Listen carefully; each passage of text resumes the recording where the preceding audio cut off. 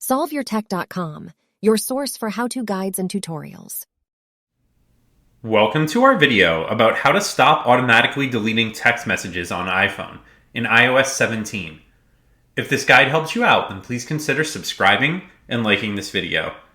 Your iPhone has a setting where it can automatically delete text messages if they're more than a year old or more than 30 days old.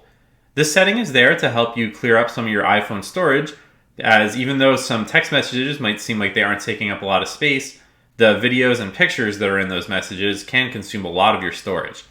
But if you would like to stop your iPhone from automatically deleting text messages, then you can do so by opening the Settings app.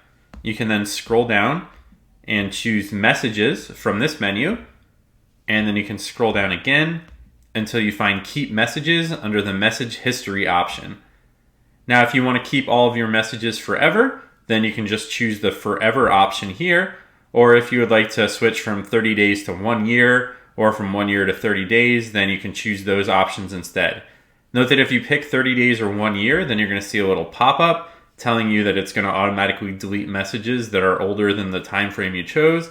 And if you tap delete there, then it's going to give you another confirmation prompt to let you know that it's about to delete all of these messages permanently. Make sure to like this video and subscribe to our channel to see more tech guides like this one. For additional information on this topic and to read the entire article, click the link in the description to visit solveyourtech.com.